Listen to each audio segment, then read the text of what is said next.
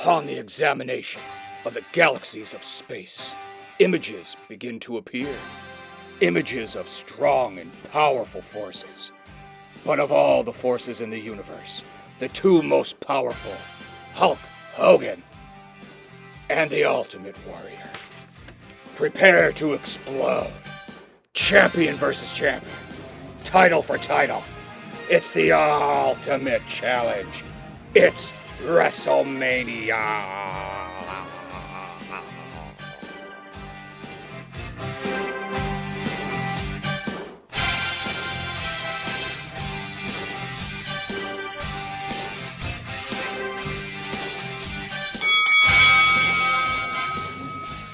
Welcome, Realm family, to another episode of Wrestling with the Realm podcast.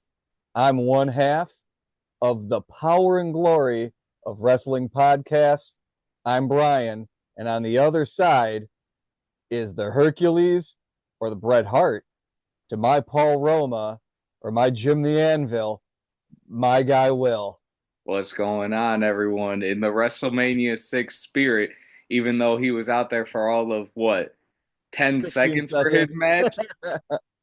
I'm Bret Hart, man. I'm so excited for this. You guys don't understand how excited I've been to talk about WrestleMania 6. Like, I had such a good time watching this, y'all. That makes me so happy. So in case you guys haven't figured it out, we're doing our first retro rewatch of 1990's WrestleMania 6. So hopefully if you haven't watched this, go back, watch this pay-per-view, then come back and listen to us. Listen to us while you're watching it. This one should be a lot of fun. I'm so happy that Will was excited watching this one because this was the pinnacle of my childhood and WrestleManias. There was nothing like Royal Rumble 1990 to the WrestleMania 6.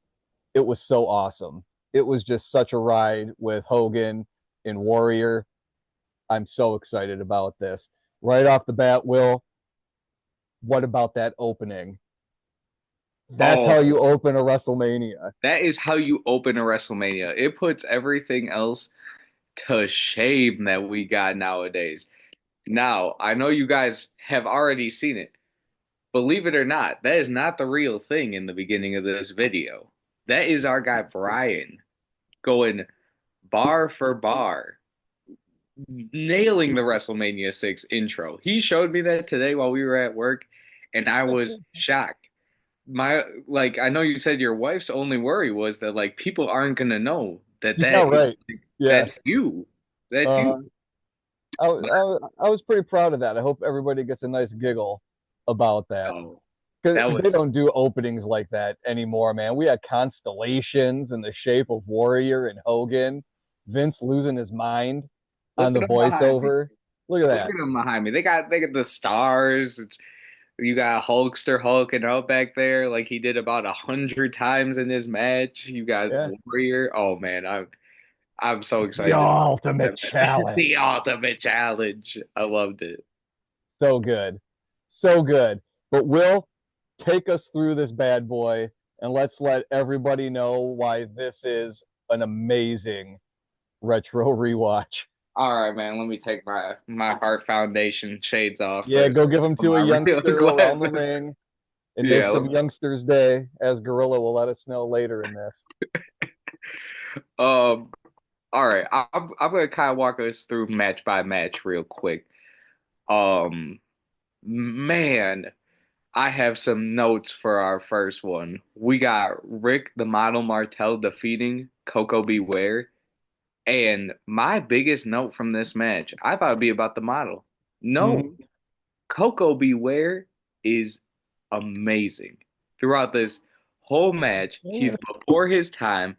He is selling like nobody's business. He's before his time, really. Like if Coco Beware was around right now, Intercontinental Champion. Bro, he'd be in the New Day so hard. And he would fit right with that. He had the same energy and the same, he would fit so good. It would be I kind of wish that, you know what, if New Day doesn't want to suck, We saw it. Didn't we see Coco in the crowd at one of the Saturday night's main events? I'm pretty sure Yes, he we was in did. there for the Yes, we first did. one. Yeah. Bring Coco back, man. Coco Beware is legit, and he's in the Hall of Fame. He's in there. He could work. He was on the shorter side, and that kind of Yeah. always hindered him. If he was a little bit taller, he might have had more, but nobody could accuse Coco of not being able to work, man. He could do a match. And that match was fun, by the way. That was a fun way to start because Rick Martel, like that is he plays a heel, that model character. He plays that character so well. It's awesome. It's a fun match and it's a fun way to start a fun show. Do you want to know who had a better match than Rick the Model and Coco Beware? Cool. That bird. Frankie. So I couldn't help myself, guys. I usually try to save like all my thoughts for the podcast. I said to Brian, how does that bird not move? That thing has to be on something. Like there was a spot where the model throws Coco over the top rope and that bird is just standing still on its little, Perch, yeah. yeah, like it's just chilling. And I'm like, dude, that bird, if it wasn't on something, would have been out the arena by now. There was like, what? They said later in the show, that was the most attended WrestleMania ever. 67,000 strong in Skydome. 7,000 strong. Yeah. And that bird doesn't move. Nope. We had a lot of animals back then, man. We're gonna see Damien the Python later. We had a lot of animal gimmicks back in the day. But yeah, Frankie is awesome, man. Coco would come down doing the bird, bird, bird. His song, his theme song was the jam. The whole thing, man. We're gonna get into the theme songs too, because there's some killer themes that we don't have anymore today. If there's one criticism that we could have of today's wrestling product, which is better than what it used to be, is that the themes suck today. They need to get Jim Johnston and Jimmy Hart back and have them start laying down some tracks, baby. Because the stuff, man, everything was lit back then. Man. Like everybody had it was either you had an awesome theme or you had no theme whatsoever. You're just the barbarian. You get no theme. Yeah. It was one or the other. It was feast or famine. That's another one that we used to say all the time at Survivor Series. Feast or famine. Man, this was the perfect way to kick off the show. It was. It Really was so good. And it was like it was a little high paced match, The model ended up getting the win and like it was just a good match to start the show. But Coco Beware is my guy. I love that so much hearing you say that. It makes me so happy. He really like you look at this show like worker, like being worker, like he's up there for me. Yeah. I have a notes on someone else that I feel is pretty similar to that, but Coco Beware gets an A plus from me. This match gets an A plus from me just for being a good fun match to kick off a really interesting show overall, but a really fun show. Do you have any more thoughts on that match, or you ready to move on? I'm ready to move on. Take us to okay. You better not skip over the interview with No. Bobby the Brain. Okay, don't do it. So it goes to I don't have many notes on that, but it goes to Bobby the Brain, who by the way, makes a million appearances on the show. Bobby the Brain, his paycheck after WrestleMania 6 better be ginormous. Bobby was the best. Yeah. And what I like about this, and you can kind of take us through both of these pre-match, like there's always a pre-match interview before every match, really, because I feel like I didn't take enough notes on the Brain because I have so many notes on the next match's pre-match interview that I feel like I was mesmerized by that. So you can kind of take us into this match. So right away, Mean Gene, again, it's so awesome to go back and see Mean Gene and how we used to cut promos, because in today's wrestling, we do not get promos like this anymore. And I kind of miss it because everybody gets their chance to just, you have, it'll be, all right, you guys got 30 seconds. This is, be your character for this match. Go. And guys just have to go through and get their spiel out in that allotted amount of time. It's always high energy, unless you're a certain somebody. We'll get there later, which is why he might be the go-to promos, this person that I'm thinking of. Oh my gosh, But yeah. but right away, here's how good Mean Gene is. So we have Andre the Giant and Haku, managed by Bobby Heenan. They're the Colossal Connection. They walk in, and Mean Gene is like, all right, I have with me the Colostomy Connection. And then Bobby Heenan is just like, what did you say? I said Colossal Connection. It's like, no, you didn't. He said the Colostomy Connection straight. And Bobby, because he's so good, it's so perfect. Like it's I'm so almost glad you too picked much. up on it. It's so good. And that's Mean Gene just being Mean Gene. Like him and Bobby just doing their thing. Then when we get to Demolition's promo is fire also. Yes, it was. Like being a kid and going back, like being a kid, you see the promos and it's very visual. You don't always hear and process what's being said or what the whole story is, But when you get older, and it's almost like watching a Pixar movie. If you have kids there, they can watch Toy Story and they can be entertained, but the adult who's taking them is entertained just as much because the product is giving you both things. And I think wrestling, especially back at 1990, did that in spades, because you could have the Colostomy Connection joke, and then you could have Axe and Smash of Demolition, and it's so good. So Axe says, I can cut down the biggest redwood there is, even if he is 7'4", 500 pounds, and I'll tear the limbs off that Polynesian oak. Like, that's the promo that Axe cuts on Andre and Haku. It's short, it's sweet, it's to the point, it's in character.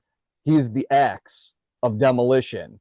Then you get to Smash for his part, and he said, what I'd like to do is I'd like to throw them in the back of a semi-tractor trailer, push the pedal to the metal, and drive them straight off a cliff and let them smash into smithereens.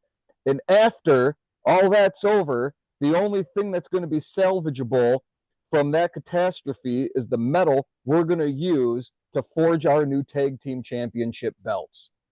That's an awesome promo.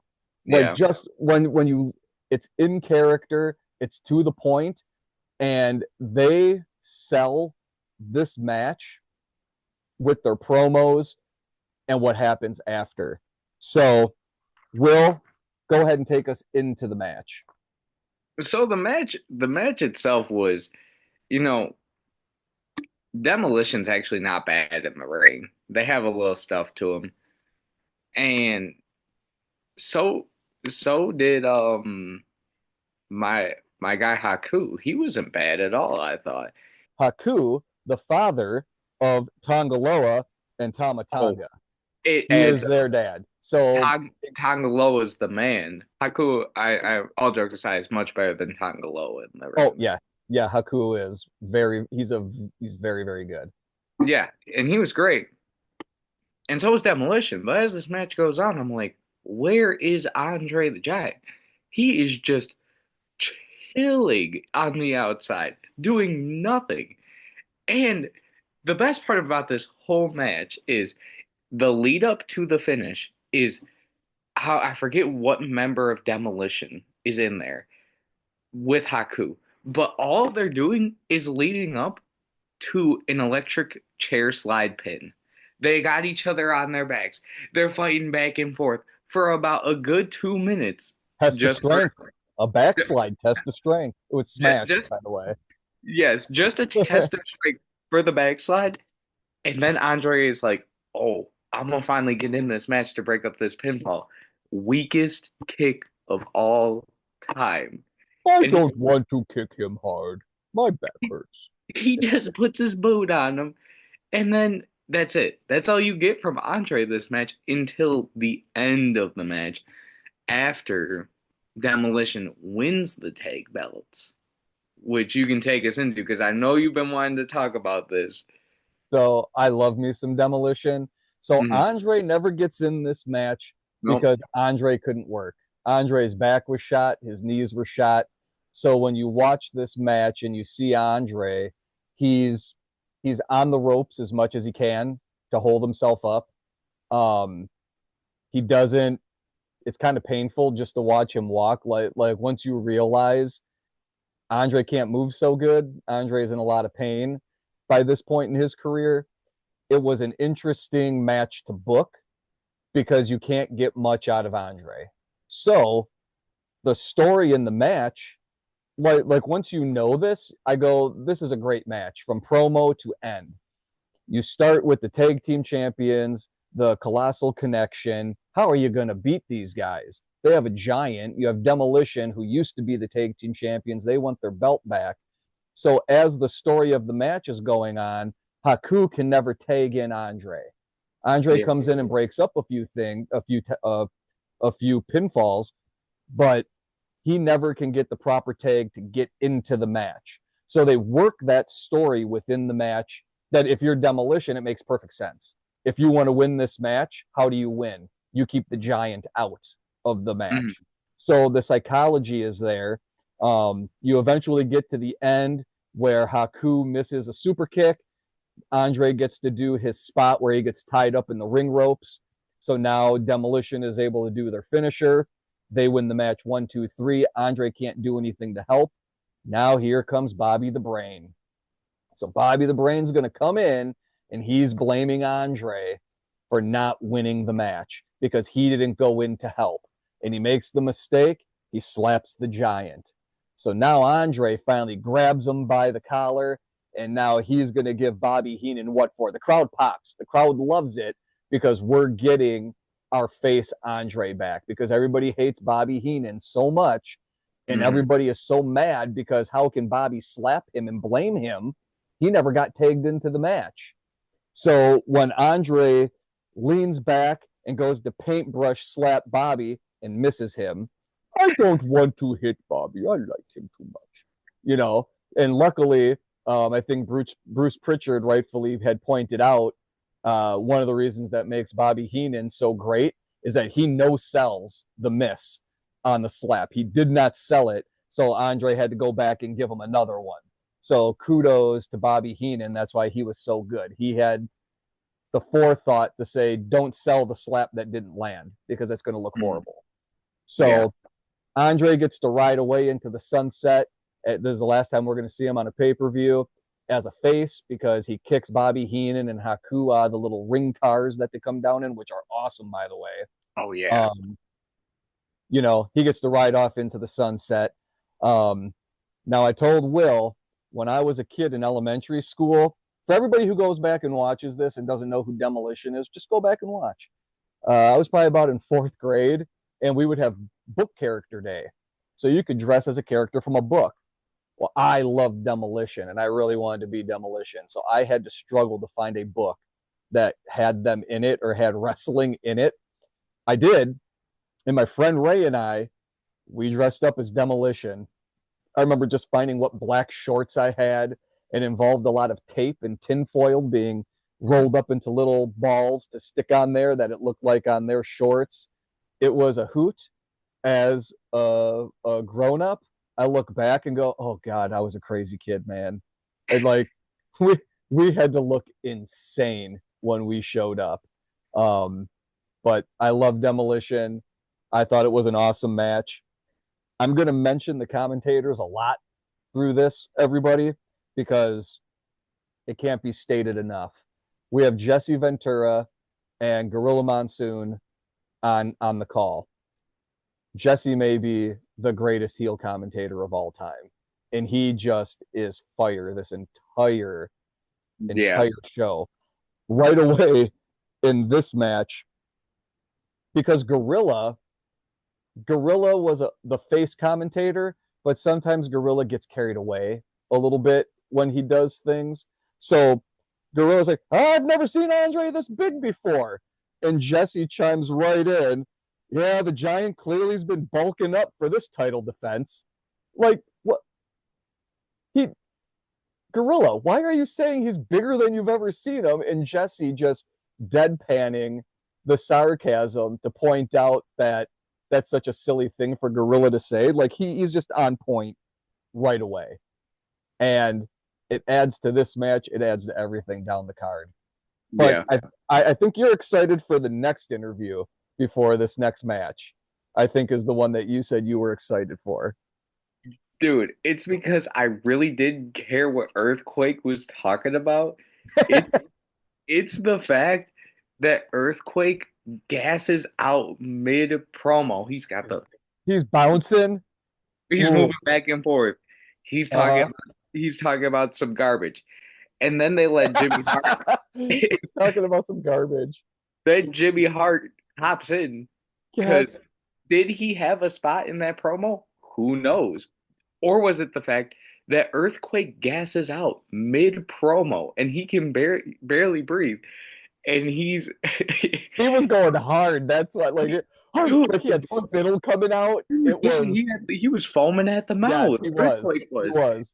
And Uh-huh. that's why Earthquake is the highlight of my WrestleMania 6. He Thank is. you. Because, Thank you. dude, I don't know how you fumble Earthquake.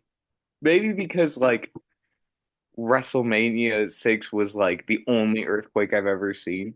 But, like, looking back on this, it is hilarious to watch Earthquake.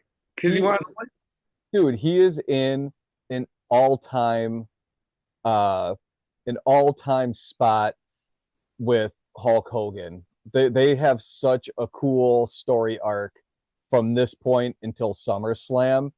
It is so good, but it does still feel like they fumble him in the long run because there yeah. was so much gas left in that tank with Earthquake, man. Yes. And then he comes out to the ring, and this is a note I have. He comes out to the ring, and he's in his like, they're in their little cart, and he just comes out and he's moving around, and he stops moving around. He starts flexing. You have no muscle to flex, Earthquake, but that is why I love him. That is why I love Earthquake. Mm-hmm. And on top of that, he is fighting one half of Power and Glory before Power and Yes, Glory. he is. And he's Sure. fighting Hercules. It's my first Hercules match. So I'm sitting here, and I watched this pay-per-view like pretty spaced out. It's a pretty long pay-per-view. So I was taking it in chunks, writing notes down. Mm-hmm. And still, these were like my highlights. Like this was my match of the night. Because you want to know what? Earthquake's not awful in the ring. He gasses out pretty quick. And you want to know what? Hercules? Not bad at all. I said that his wrestling bag reminds me of LA Knight. Yes. Like, Yes. I was watching him move in the Yeah. like the way he throws the shoulder, the way he throws the clothesline, the way that they run into each other at the beginning of the match and they're like, who's gonna fall first? Like, that reminded me of LA Knight a lot. God, You you're so wanna know, right. Well, I never noticed that before. You're right. this match is my match of the night, and there's some Wow. great actual wrestling matches on this card, but I fell in love with Earthquake. Like, Quake is just the man. And you want to know what? When I saw him later in the pay-per-view, I was hyped. See? So I'm gonna save my notes on that. And you want to know what I like about this, kind of generation of wrestling? If someone is used earlier on the card, like, Bobby the Brain, Mm-hmm. the GOAT of all managers, him or Paul Heyman, with some Yeah. of the Yeah. I beg to differ, sir. Yeah, Paul. Yeah, he'd have a gripe. and they roll him out, Bobby, at least like 4 or 5 times this pay-per-view. And you want to know what? They realize Quake is just such an absolute unit of a human and such a great worker Yes. that they got to roll him out there again. Man, I had so much fun watching this match. His finisher is so stupid. It is so he just runs the ropes and he puts his shoulder way back on it. And The he's way he hits that rope, oh my gosh, yes, I love it. he makes you believe he is this huge monster that cannot be stopped. Yeah, Like no, he, so just so everybody knows, Quake is 27 here. This man is 27 years old right here. So Earthquake, John Tenta is a legit sumo like master champion. He lived in Japan. He was an actual like the actual champion of their sumo, real sumo wrestling. He was that good as a yeah, young man in his 20s, and he's 25, and he's a legit he can legit work. So when he comes to WWE, WWF at the time, it was a really great spot. If everybody goes back, you can probably find it. Just do like Earthquake um, debut. It was a really cool spot where they had like Dino Bravo, and it was on like a Superstars of Wrestling taping. And it was like Ultimate Warrior and Dino Bravo were going to have a push-up contest, and I think it's Jimmy Hart says he'll pick anybody from the crowd to come sit on Dino's back, and he'll be able to lift him. So he's like that guy up there, because Earthquake is sitting there. He's just got jeans and a shirt on, and he's like, okay, me. And he comes down and gets in the ring, and they're like, okay, you're massive, sit on Dino's back, and he lifts him, and then he goes to sit on the Ultimate Warrior's back, and Warrior goes to do the push up, and then he squashes him. And then we find out, oh no, he was Jimmy Hart's guy all along, and he's a monster. But yeah, Quake could actually go. There's a famous match that he had in Japan when he was in WWF. There was another legit wrestler of some sort over there in Japan who got into professional wrestling, and he and Earthquake were having a match, and that guy decided he wanted to have a shoot match with Earthquake, and Quake shut that noise down real quick in the ring. And it's kind of fun to go back if you can find it. Just put Earthquake shoot match in Japan. You should probably be able to find it. And you can see the moment where Earthquake is yelling at him. This is professional wrestling, and he's trying to keep kayfabe. And this guy like takes a kick at him, and then Quake like gives him just like a brutal quick kick. You were talking yeah, about the one that Andre gave that was a nothing. Quake could kick. If he wanted you to feel it, you could. And I guess he got into the back of the locker room and he felt bad because he thought yeah, that he kind of, he shouldn't have done a shoot in the ring. But I guess everybody was just like loving on him for it. And they were like, yes, you did the right thing because you protected the business by doing that. That guy wanted to go into business for himself and show that, he didn't want to play by the rules, and Quake shut that down. So Quake is my guy. I wish he was still around today, and I'm yeah, glad that he's a highlight for you on this because he is a massive heel in this pay-per-view, and they are pushing him hard. This is Andre's last pay-per-view. We're losing one monster, but they got another one that they're getting yeah. going right here with Earthquake. Yep, Earthquake, probably my highlight of WrestleMania 6. And there is a lot to still go over. Um, I'm pretty I'm pretty sure we can touch on this one super quickly. Oh, I mean, maybe not, because I have a few notes on this. We got Brutus the Barber versus oh. Mr. Perfect. Yeah, poor Kurt Hennig. You know, first of all, we want to talk about theme songs. Both these dudes got a theme song. Both of them. Yeah, I Even know you were rocking out the beepers. I You were know, really digging it. and I wasn't expected to go I to wasn't the expecting you to be rocking out the beepers song.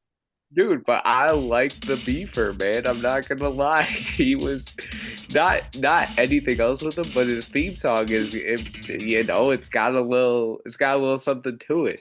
And then, Mr. Perfect's is just so, you know, original, and it's like, it's iconic almost at this point. And especially when I got introduced to Mr. Perfect because my dad showed me Mr. Perfect. Yeah, Me growing smart. up, Curtis Axel, his real life son, was my intercontinental champion for a Oh, very really? yep. And he had a very similar theme song with a little bit more like bass and drums in it, as they do sometimes when they're remixing a theme song. And then I go back and watch all this Mr. Perfect stuff. I was actually a pretty big Mr. Perfect fan when I was growing up. So to see him, this is probably, the first match I watched of his in a while. And I was disappointed. Not with him. He's a great worker, but the way he loses his undefeated streak, I know. that just felt so like the match is going. And you want to know what? Give Beefcake a little credit. He's not bad in the ring. His character just sucks. Yeah, he's not great either, though. Yeah, he's not great, but like He's great anyone. at being Hogan's best friend, so he gets to beat Mr. Perfect. Well, yeah, and you want to know what? It's hard to. He's like one of those guys. Mr. Perfect is. It's hard to have a bad match with him. Yeah, yeah, he's like He Shawn will. Michaels that way. Yeah, he will make you look good in the ring, and he did. Yeah, And then all of a sudden, such a basic move. I was that is that Beefcake's finisher? his finisher is the sleeper. Yeah, well, he just It's just hits him with a slingshot into the corner, and it's the yeah, three that count. And I'm sitting there, it, and I'm like, oh, it's over, and that's his undefeated streak. And yeah. I don't have notes, but like you can tell me, he probably beat some pretty big names off that undefeated streak. Was he just facing bums, and then he faces Beefcake?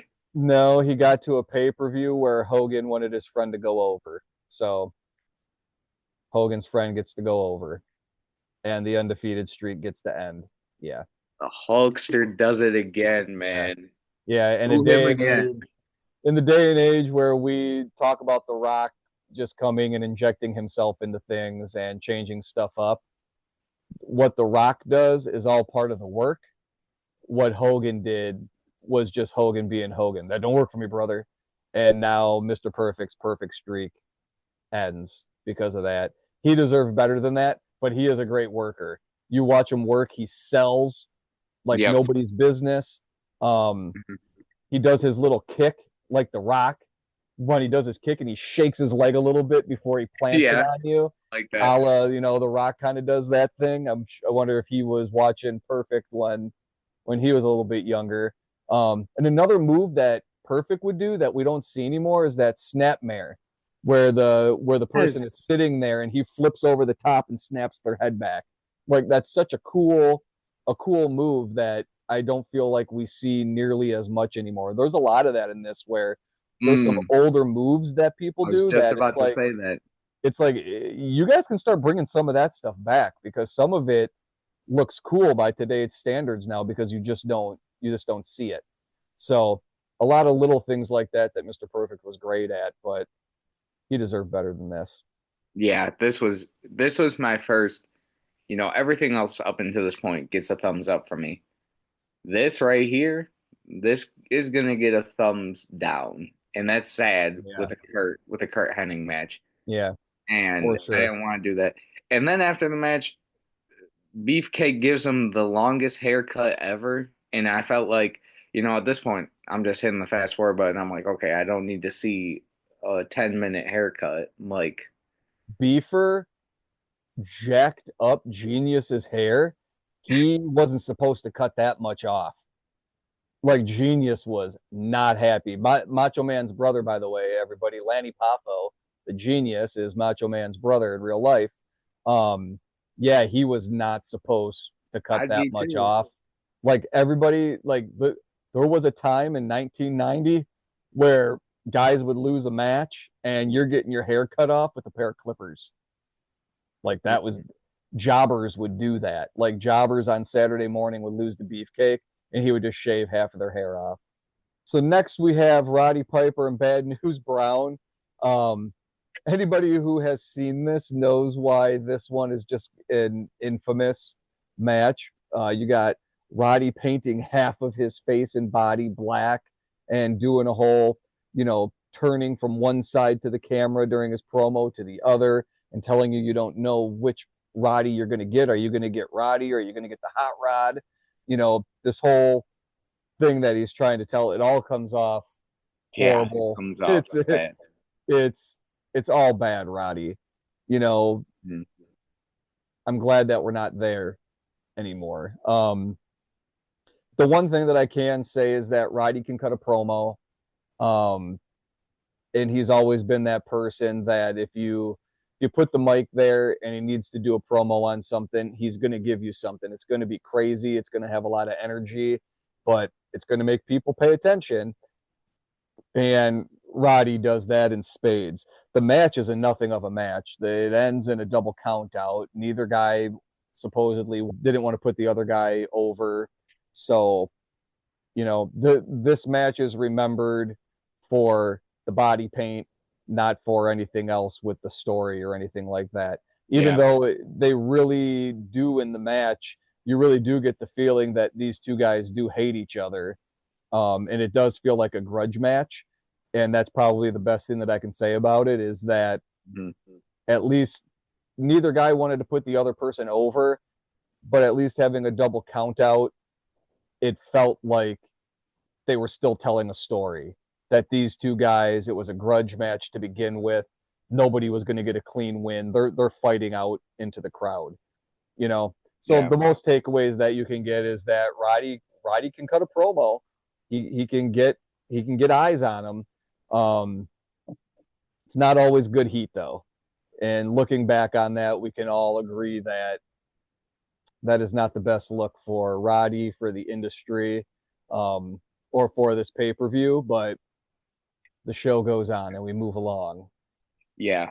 It's such a stain on what Yeah, is a great career for Rowdy. yeah. Even if, he didn't mean it like that, he could have been a little bit more aware. Yes. You don't need to do that to get heat. Find a better way to get heat. I'm glad that we've moved past that in professional wrestling where we don't get cheap heat with that stuff anymore. Yep, We play to a higher level. So absolutely. And that's that's good. that's come from, on this podcast, we always say all heat is good heat. This is the type of heat that is not good. This is Raw Hogan getting Netflix, yeah. booed on the Raw Netflix premiere. That's Yep. not good heat. That's not what you want. Nope. There is very few times in the wrestling industry where the heat you're getting is not good. That is why this is going to get another. This is coming off the Brutus match. You get back to back double thumbs down on what is a good pay per view, which is disappointing. So one thing that maybe, just maybe, there's a little bit of comeuppance for Roddy for that some people thought that ain't cool, man. Uh, Andre in the locker room accidentally spilled the solution that would take that paint off of Roddy. It was a special paint made so it wouldn't come off while you're sweating. We'll see later in this pay per view with Warrior, face paint's gone by the end of the match. But this was like a special paint that wouldn't come off if you sweat, but you needed a special solution to remove it. And Andre, oh no, I spilled it back there. Like Andre spilled it on accident. So Roddy had to go like 3 days like that until he could get it all scrubbed off. So he had to walk through airports and other stuff like that. So maybe the boss back there, Andre, was like, I don't think that's funny, and that's so there's that. Yep. Best thing Andre does this pay per view. Right He missed the slap on Bobby. That was pretty there. awesome. Yeah, you're right. And his kick was pretty awesome too. Yeah. But moving on, we got the Hart Foundation defeating the Bolsheviks in about all of 10 seconds. This match, we were in Easy. and out on this match. Yep. Literally outside of, man, where are they? Man, where are my shades? Oh, here we go. You gave him to that youngster outside the ring. Yeah, There they are. outside of a reason to wear these shades right here and my Bret Hart muscle shirt, that's about it. That's the only thing I was excited about when I saw Bret Hart come out. Um, I mean, this win build some momentum. They go on to win the tag titles, two months or so later from this moment. That's about it. Really, Yeah. that's it. I mean, I can't stress to you enough how big of heels the Bolsheviks were. This was on the downswing of them. It wasn't too much longer. I think by next year, Nikolai Volkov is a face. So this was kind of the end of it. I guess the Soviet Union fell, so I suppose that had something to do with it. Um, world events getting in the way of wrestling. Yeah, Who would have thought? But they were over as a heel tag team for a very long time. Uh, that's the kind of cheap heat that got over. That's the kind of stuff we're talking about. It's the yeah, 80s, and you get a couple of guys who are neither of them Soviets, but they wrestle as Soviets. Like that's cheap heat and it's easy, but it worked. Heart Foundation was over. Like that is the one takeaway from this, that people love them some Heart Foundation, and I'm going to give Bret Hart another compliment.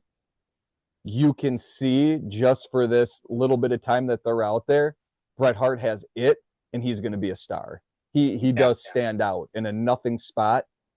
Bret Hart does have it, and you could see why he was a big star in the company. yep, I know. Am I feeling okay? I'm giving a lot of yeah. compliments to Bret I Hart. know. You got him last podcast with a little bit of a diss, so you had to come back on the Bret Hart train. You've been on it recently, which Yeah, is uncharacteristic of you. I'm gonna be honest. You're usually throwing a little shade his way, but I like to be fair. yeah, we Nobody gotta say be I'm not fair. fair. I try to be Got fair. gotta be fair.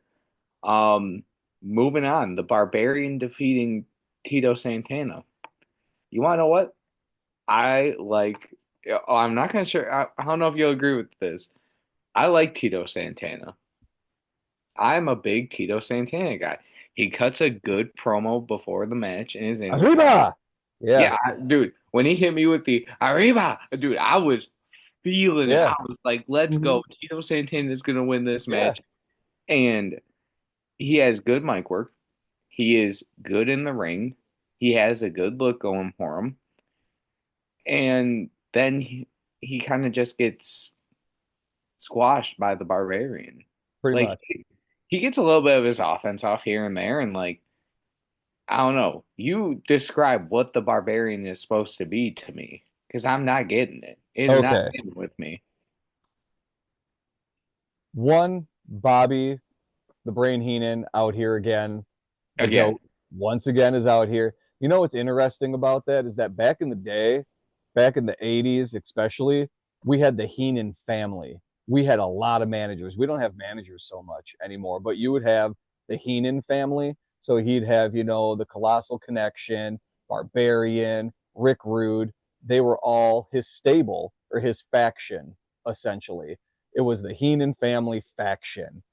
Now we just have factions. We don't so much have yeah.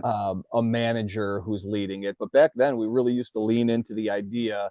They mentioned it a few times in this pay per view that, oh, Jimmy Hart's newest acquisition, he bought the contract of so and so. Like it was a big deal to be the manager. And only heels had managers, by the way. But it's kind of interesting that Heenan's out there because it would be like the Judgment Day being involved in matches throughout the card today. If Liv Hmm. Morgan is out there, Dom's going to get involved. If Finn Balor is in a match, they're all going to get involved. It's kind of that same thing, but here it's Bobby. Barbarian, I always liked Barbarian. So Barbarian and Warlord, when they came into the WWF, they were a tag team, Powers of Pain, which again, awesome name. I We was could gonna be say the awesome. power, we could be the Powers of Pain of podcasting, but that's too many P's that I'd have to punctuate and pronounce properly that it would be a problem. So we'll stick with Power and Glory. But so Barbarian and Warlord, they were the Road Warrior copy. A lot of people say that Demolition is. Look at Barbarian, look at Warlord when he was in Powers of Pain. they're more of the Road Warrior copy for WWF, but I loved him. Barbarian's look is so awesome. I just thought I he was was gonna such say a that. cool look. And later on, once he's a singles wrestler now, his gimmick is a little bit more defined, I guess, kind of. He's wearing animal skins and he's got like a big antler helmet. He's a barbarian. He dresses like how Conan the Barbarian would. Um, but yeah, Tito could work. My note for him, Tito was a great worker. And that Mm, is a huge compliment because you watch him, he is solid and it's a squash match to be sure, but Tito could work and he's the company guy, man. It didn't matter if he had to put Barbarian over. He worked it just like anybody else would. Like yeah, Tito, you the man. I know he went on to be a high school teacher too, so man, kudos to that good for dude. yeah for doing for going from being El Matador, which he comes back as El Matador later, and that doesn't take off really. I think he might go to WCW too under that same moniker. Yeah, I But think then he yeah, he does. gets into teaching. So good for you. That's awesome. Yep, I was gonna say, with the Heart Foundation match being kind of just a like a middle of the road, no thumbs up, no thoughts really. I'd say this match was a thumbs up because although it was a squash match, and I was gonna say like, WrestleMania squash matches are something I think fans today, along with a lot of the stuff on this card, which I'll get into a little bit later, um, like the decision making on the card, like squash matches at WrestleMania. If we have one of those at 41, people are gonna be like, "Man, that's not a WrestleMania match." Yep. Times have changed, wrestling has evolved. It's a good thing. But this match, for being a squash match, Tito did a really good job of making the Barbarian look really strong. There you go. So thumbs up from me on this match. How about you? I give it a thumbs up for that same reason. I mean, Mhm. we did things differently back then with how we tell the stories. Back then, it was about just getting guys on the card, just get guys Yep. on the show. And not everything has to have a story behind it. Sometimes it's as simple as the Barbarian is going into singles competition and we want to put him over. We want him Yep. to look good because he's somebody who can be a mid carder that can kind of be a big monster heel in the mid card, you know. And because of that, Tito does exactly what he should be doing. He makes Barbarian look just so strong and so good. So I give it a thumbs up. All right. In agreement on that. Yeah, Moving on. Um, I am wondering what you're gonna think on this match. I think overall it's a really good storyline to say the least. But we got Dusty Rhodes and Sapphire defeating Macho King Randy Savage yeah. and Queen Sherry. But the surprise of the match is that Miss Elizabeth comes out to help Dusty Rhodes and Sapphire, actually shoving Macho Queen. She Macho was like, Queen. she was just like, I don't know what she was doing. She was going after Queen Elizabeth, I think, and then shoves her, and Sapphire is kind of just waiting there and rolls her up for the three Yes. count. I Yeah. I don't know. This match isn't the most um technical match to say the least. But you want to know what it does? It tells a good in-ring story. And I know Yes. this is not the end of this feud. If I You can help me out timeline wise because I'm not going to nail this, I don't think. Isn't the payoff for this at SummerSlam? Yeah, they go through Yeah. to I mean, really, I mean, I have it written down in my notes on that. Um, that I got a lot of notes for this match because it was such a good story that they were telling. And I Hmm. mean, you got two of the best workers, biggest personalities with Dusty and Macho Man in this match. But yeah, this feud goes through SummerSlam, and really it ends at WrestleMania 7, honestly, because the whole the whole through line from Dusty with Sapphire and Macho King. Ted DiBiase gets involved. Eventually, Ted DiBiase is able to get Sapphire away from Dusty because everybody has a price for the $1 Million Man, and that includes Sapphire. And they have their blow-off match. So the story of Dusty and Sapphire and Macho King and Ted DiBiase goes through to SummerSlam.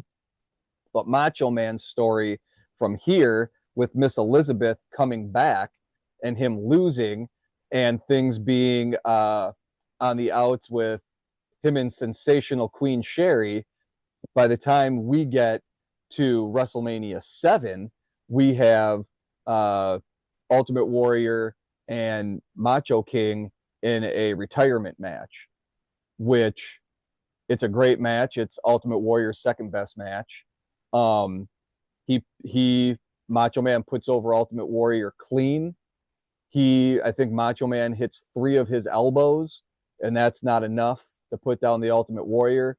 Ultimate Warrior does his finishers, stands over Macho Man with a foot on Macho Man, by the way. It is a definitive loss, and gets the clean 1-2-3 win when Miss Elizabeth comes back into the ring, because now Sensational Queen Sherry turns on Macho Man because now he lost and he has to retire. So now she's not the Sensational Queen anymore. So she starts slapping Macho, and Miss Elizabeth gets into the ring. She pulls Queen Sherry off, and we have Macho Man and Miss Elizabeth hugging, and everybody pops. The crowd goes crazy. There's a couple of people, and they are so choked up. They're crying, and it is one of the best moments that you take from WrestleMania 6 to 7, that like it is so good that you have everybody booing Macho King and hating him so much because of he and Sherry.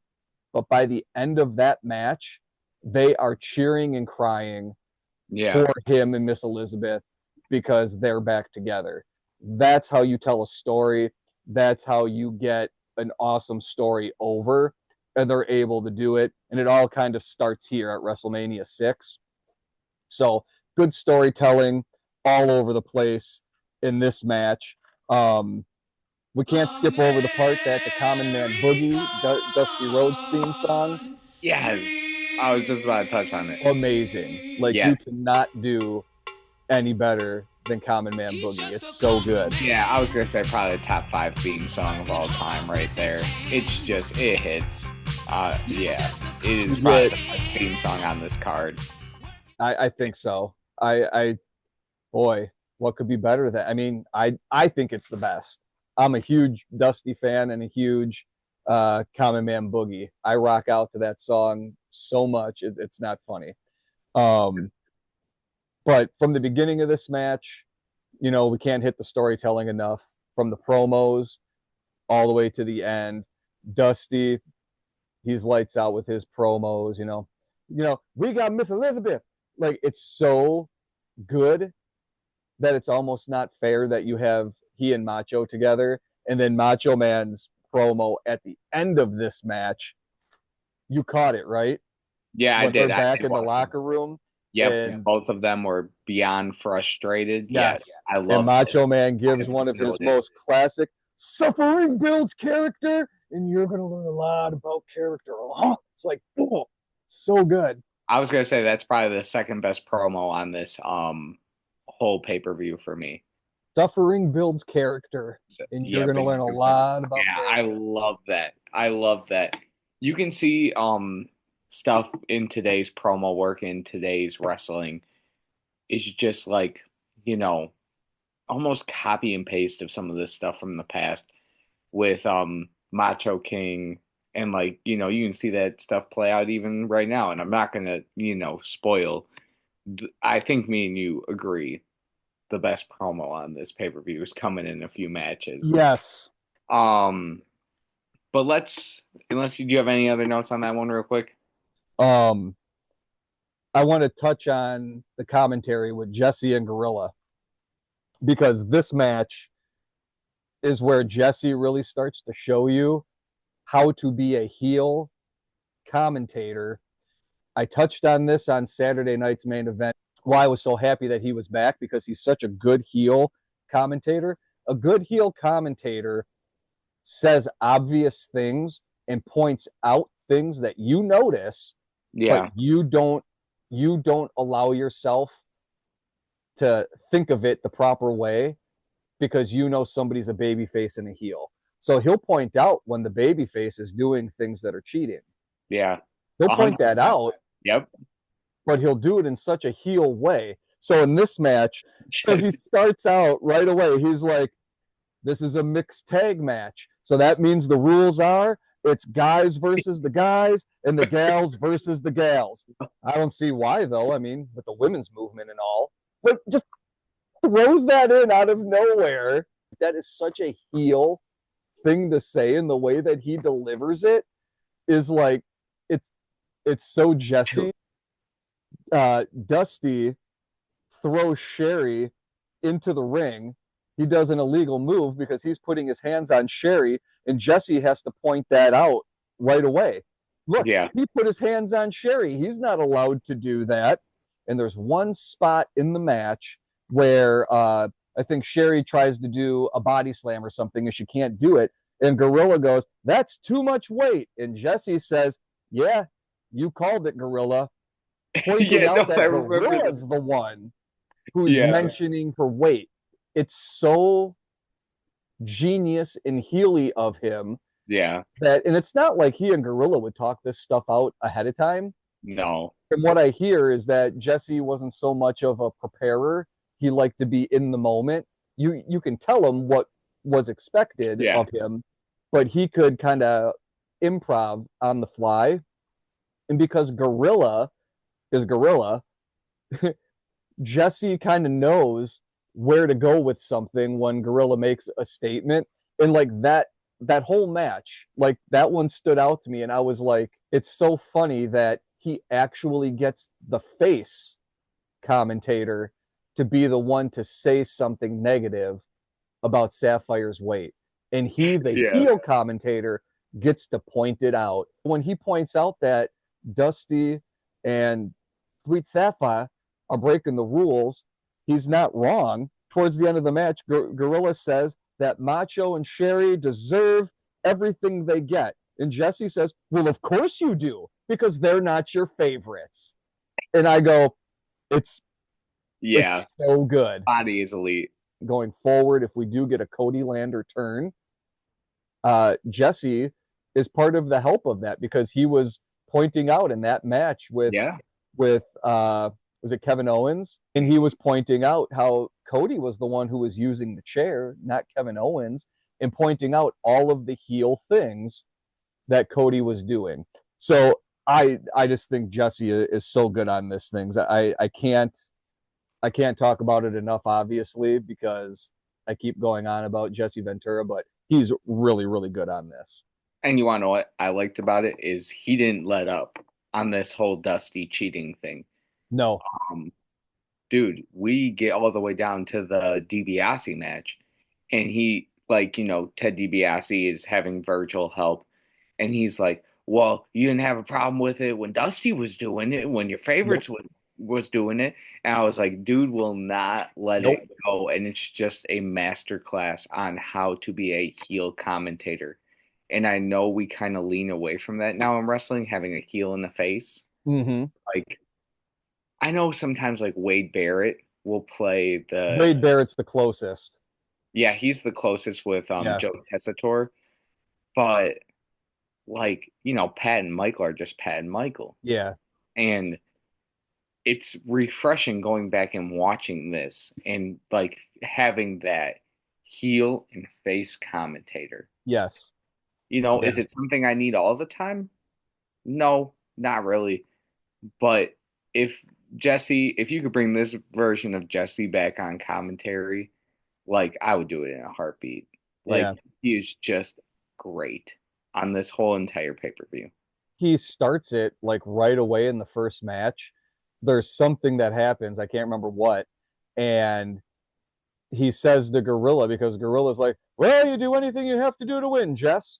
And Jesse's like, okay, so you're saying you have to do whatever it takes. Yeah, whatever it takes. He goes, okay, well, I don't want to hear you later on tonight if there's any hair pulling or I anything remember like that. that, because you said you do whatever you can to win, and then Gorilla has to walk it back. It's so good. Jesse is just so good. Yes, he is. Um, let's quickly touch on um two matches that didn't have a whole lot going with them. Um, gosh, Jim Duggan um defeats Dino Bravo, and this match was just man. The fact that Hacksaw Jim Duggan comes out to the ring waving the American flag in Canada, and he is still Yes. getting cheered like that. Even the body's like, man, I guess he brought the wrong flag today. Yes.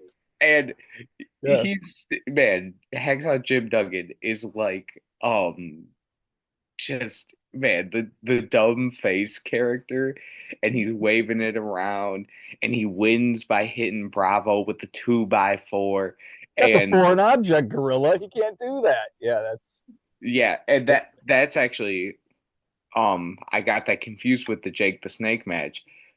That's the one where um Jesse is upset because yes. that's the cheating, and Yes. Yep. he was okay with it, and Jesse was like, "Well, now you're okay with it. Of course you are, because Mm-hmm. and well, he's just he's just trying to he's using what was put into the ring."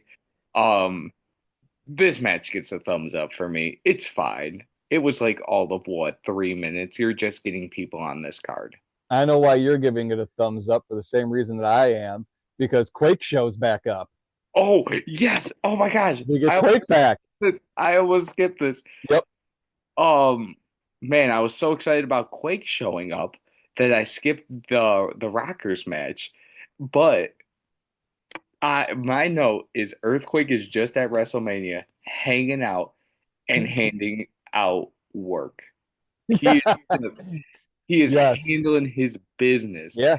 and he comes out and he's just destroys Hacksaw Jim Duggan. Man, he hits those ropes at least like 10 more times, building up some steam for Yep. his finisher. I have a note that Earthquake is sleeping good with all that running of the ropes he is doing. Like, man, he hit those ropes hard. Nobody hits the ropes that way. No, Like the way that he would lean on it and just one of one. like you just one of one. You just believe that he is just, the immovable object, like you believe it. And again, you take Hercules, who's a big guy that Yeah, looks small compared to Quake. You got Hacksaw, who's always been this big, burly baby face, and Quake just crushes both of them.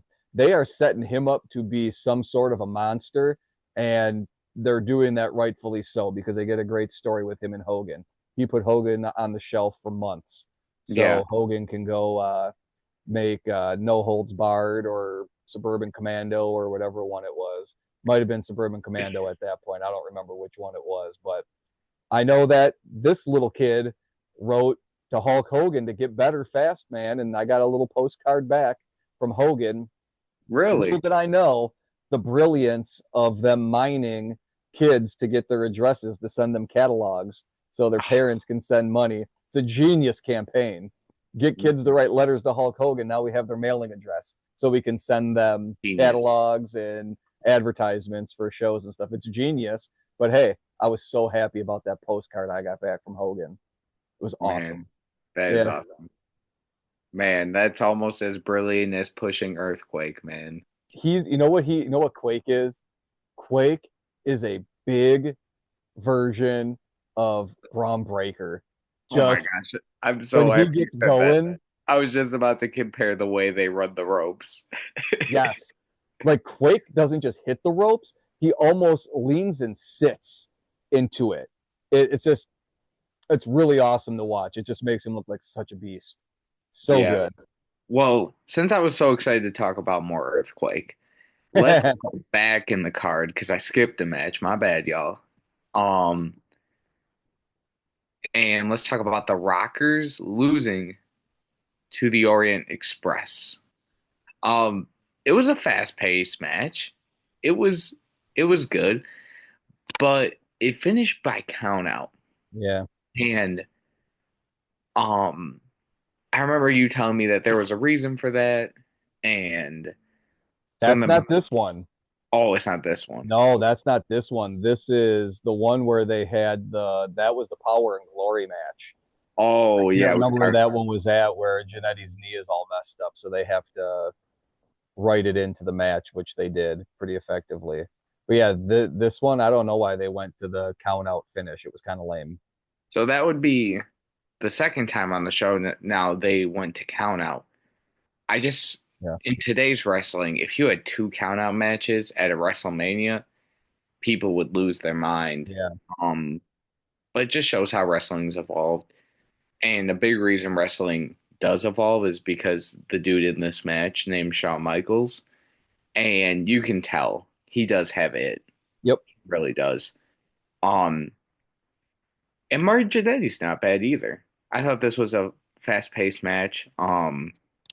Mr. Fuji, man, there's always a manager out there. And Heel manager. He's so good. Fuji is so good too. Fuji's great. Fuji's before his time too. Yeah, he is. Um, yeah, that's literally my only thoughts on this match is that it was a good fast-paced match and right after kind of a slow match like the Sapphire and Dusty match, which was a lot of good in-ring storytelling, it was good to pick up the pace. Yeah. And I thought that they did a good job of that in this match. All four of them did. It Yeah. was like out the gate, you know, they were throwing some super kicks around, which you didn't see a whole lot of on this pay-per-view. And I don't know, overall, thumbs up for me. Anytime I get to see the Rockers again, I always give it a thumbs up. I love the Rockers. Um, they were ahead of their time, and you can kind of see that. The one thing that really stood out to me going back and watching this again is, man, could Marty Jannetty sell? Yeah, Holy cow. he was Like good too. Sean had to have learned, because Sean is one of the all-time great sellers. He makes everybody look good in a match. He had to have learned some of that along the way from Marty Jannetty, because Marty was a little bit more established than Sean was when they started. Because Marty Jannetty can just sell. When he takes the salt in the eyes and he's wandering around, he falls over the guardrail Yeah, I into the love crowd that. because he I can't see it. Like love that. yes, he sells so good in this match. But yeah, a disappointing count out. But I give it a thumbs up because I love seeing the Rockers, especially when they're with like Orient Express and they're with some of these other teams that can move like how they do. They're always super fun matches and ahead of their Yeah, time. Like yeah, people today may go back and watch it and say, like, this would be the match that would stand out to people today who've never watched older wrestling, where it would feel comfortable to them because it feels more like a match that you would see today. yeah, But these guys were ahead of their time. This was 1990 when they were yeah. doing it. Crazy to think. Yeah. Like just all Yep. four of them ahead of their time. Yeah. Um, yeah, let's move on. So we're moving past the Hacksaw Jim Duggan match Yep. because we already touched on that. I have a question for you Yes. because based off this single performance and everything else I've seen of this guy, it's gotta be one of the biggest crimes in professional wrestling history that Jake the Snake never held a WWE championship. Nope. A crime. Because that promo before the match, where he was talking about how the greed is going to affect DiBiase and it's going to make him power hungry and he's going to lose focus and lose sight. And I was like, man, it's not like how any of these other promos are Nope. on this card. It's slow. It's slow paced. Do you want to know who he reminds me of a little bit on the mic? Randy Orton. Randy's Yeah. not going to sit there and yell at you. Yep. He's not going to get in your face. He's going to tell you what happens. He's going to predict the future like he did Mhm. in this match. Like, I thought that this match was perfectly paced, exactly how Jake the Snake was telling it, and then he loses by countout. That's besides the point. Yes. This Yeah. Another count promo out. before the match, Yep. perfect. Perfect. It's a crime this dude was never the Mhm. guy in WWE. Yep. And how poetic it'll be that the very money you grovel for is your own. Like it's his promo A 10 out of is 10. so good in what Jake was so good at doing when you have a world of promos, especially at this time where everybody is loud and over the top. Yeah, Jake is the other end of the spectrum. He doesn't have to yell. He brings his voice down just a little bit low. You're gonna have to listen to every word I'm telling. Because when he lifts up his voice a little bit more, and you get that, like all of a sudden yeah, now he can hit that, but he lulls you in, and his psychology is so good on the mic. And you're right with Randy Orton. That can't be a coincidence that he's the Viper. But you got Jake the Snake, maybe the best of all time. And it's very it's very poetic that the birth of Stone Cold Steve Austin and Austin 316 comes at a promo that he cuts after beating Jake Roberts and the King of the Ring that year. Because Stone Cold had kind of that same thing where the intensity and the psychology of how he would cut a promo was just different. Like Jake yeah. Roberts, just all of his promos are just so good. And he never held a title, but he never needed to. Some of the That's the biggest thing. moments in Royal Rumbles between this Royal Rumble that happened before this Mania and next year with Rick the Model Martel through Survivor Series, all of these feuds that Jake Roberts was in, I was hyped for. And there didn't have to be a title involved. And that's a credit to Jake Roberts that he's able to do that, that he never needed that title to get over. There was something else about him. Was it the name? Was it that he had a big python and a sack that he'd bring to the ring? The DDT was over like Rover. People wanted the DDT in this match so badly.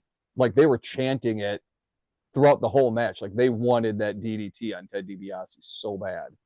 So Yeah. bad. I mean, it's not crazy to say Jake the Snake might be the greatest wrestler ever to not win a world Yeah. championship. Um, and people that disagree with that, I just encourage you go watch more Jake the Snake. Um, Listen, sometimes in wrestling you need to be the guy that puts people over. And he did it tonight. He did it with Austin. He did it in almost every championship feud he was in. Sometimes you gotta do the job. You gotta do the Right. job. And he was the best ever at doing it. He really was. He's Um, he's one of the best ever to be able to tell a story in the ring, and he would do it no matter what the match was. If it was a Survivor Series match, there was a way that he would tell a story about these two teams, or if it was a Royal Rumble, when he would get to the ring, the things that he would do, or the way that he would interact inside those matches, always told a story. There's a match in WrestleMania 7 with him and Rick Martel where it's the blindfold match. Um, I wish it wasn't ruined with high def and everything today because you can see how they do the trick with the blindfold hoods. But during that match, because both wrestlers can't see, Jake the Snake uses the crowd as his eyes in that match. He starts pointing through the ring slowly, and yeah, then the crowd starts doing the you're cold or you're hot thing. Rick Martel, he's running around telling everybody, be quiet, be quiet. So it's masterful how Jake could tell a story in the ring. And this one was no different with him and Ted DiBiase. my note is it could have been match of the night with the in-ring storytelling, but ended with another count out. Yeah. At least they were able to tell a story. Like, in these other count out wins and losses, there's no story. He was able to tell a story, get Virgil involved.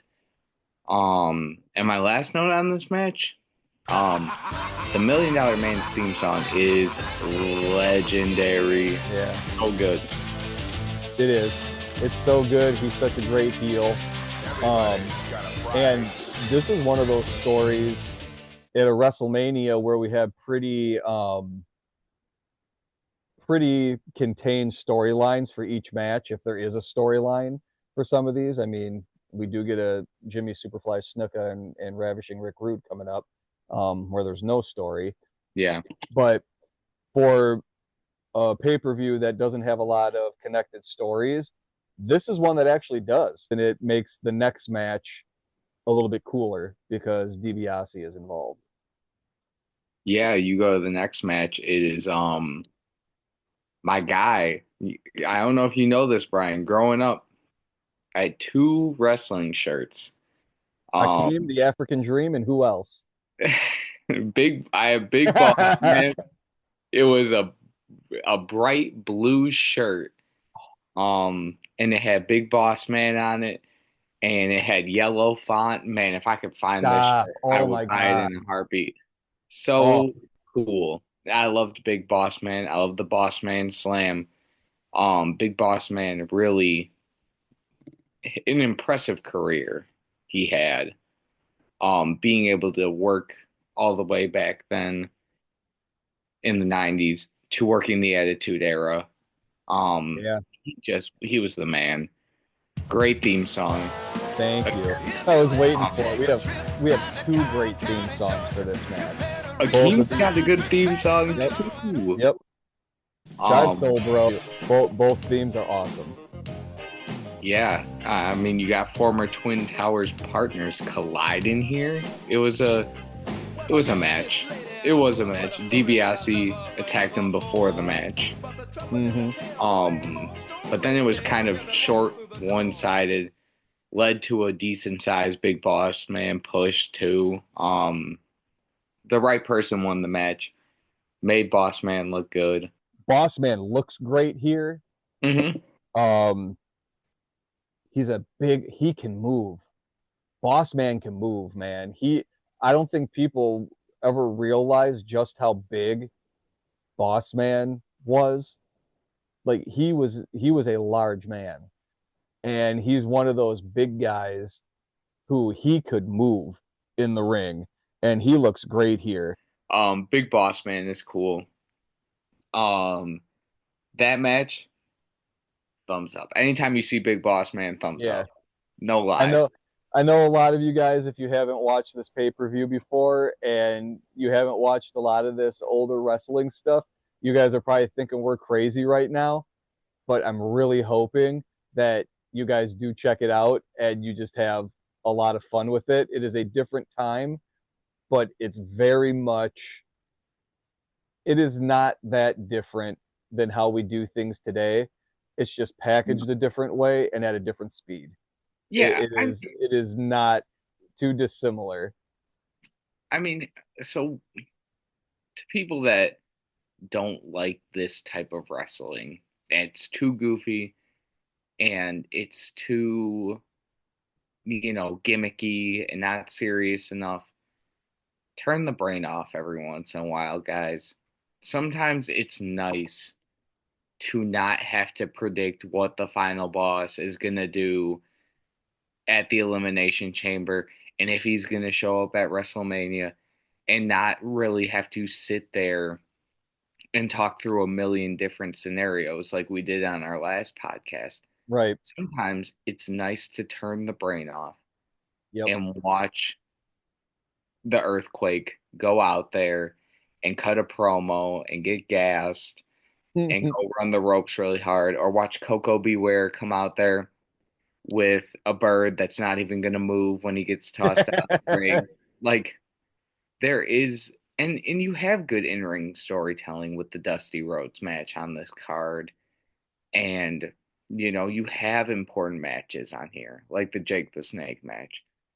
You know, Sometimes it's okay for wrestling not to be so serious every single segment. Like, it's good to turn the brain off. That's why I enjoyed this so much. Um, it wasn't as serious.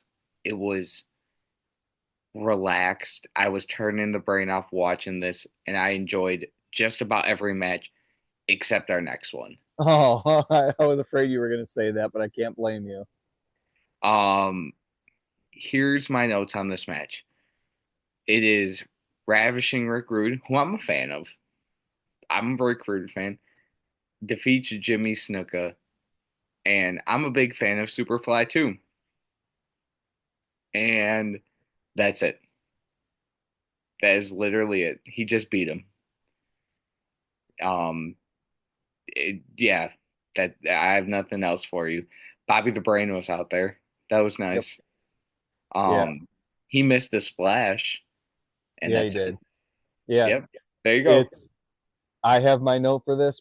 What can be said Nothing. about this match? Ravishing Rick Rude deserved a lot better than this spot on the card and that match. But hey, they got on the card though. They got They, paid. They got yeah, on the card, so they got paid for this made your WrestleMania. money. They wanted to get as many guys on here as they could, and they did. Um, our guy Joe, when I was talking to him about this, and he said something interesting. Joe is another old school wrestling fan who has started watching a lot of the newer stuff now Mhm. and has been enjoying it. And he said when he went back to rewatch this WrestleMania 6, um, he said, boy, he goes, man, it was kind of a slog at times to go through and Yeah, just kind of I don't watching how disagree. they did things. And I said that's super interesting. I said because he would talk very highly of this and things around this time prior to rewatching it now after he's been watching newer wrestling. Yeah. And I said that's such an interesting take that just watching today's product and then going back and watching this, it seems like such a change. The funny part is that this is what I was used to, an attitude era. So when I came back and started watching wrestling now, a year and a half ago, 2 years ago, whatever it was a shock for me. Hmm. I had to get acclimated to how they do things today. So it's really Yeah. interesting that today's product is entertaining enough and elevated enough that it can take somebody who was a fan of these older shows and have to get him reacclimated to watching it to get back in the right frame of mind. So it's really interesting. I always compare it to like gymnastics. If you take Olympic gymnastics in the 1970s and you compare it to um, gymnastics from the last Olympics, it's still gymnastics. It's all still the same thing. It is a much different product than it was in the 70s. 100%. Every so often with wrestling, we get to another era and it feels like there's a big shift and a change, and it's always 100%. elevating. We never go backwards, we're always Mhm. moving forward. Yeah, and shout out my guy Joe because he came up to me and said like the same stuff, kind of like, he was going back and he was like, yeah, it's just tougher to watch now. And I was like, you want to know what? There was matches. The Rick Rude Jimmy Snuka match was a tough watch. Even the Big Boss Man match, I was like, all right, Yeah. it's just a match. Um, Hacksaw Jim Duggan match, the Hart Foundation match. Yeah. That's a good chunk of matches. You're kind of just like, they're just matches. But I came into the pay-per-view with the expectation like this is gonna be goofy. I'm gonna turn my brain off. And I was kind of refreshed watching it. So, for him to say that, it is kind of like I understand where he's coming from. Yeah. Like it is just two completely different styles of wrestling. And if you're going in thinking it's going to be closer or similar to today's product, it's it's not, um, and that's okay. It really is. Right. These guys, you know, guys like Jake the Snake, DiBiase, Boss Man, even Rick Rude, they laid the groundwork to what a superstar is going to look like today. And you can see the thing for me going back and watching all of this, it was neat to see guys like that doing the stuff that they do. And, I'm like, oh, the way Jake the Snake cuts a promo, that's kind of like how Randy does it. And you can kind of see comparisons like that. That's why I enjoyed watching this pay per view.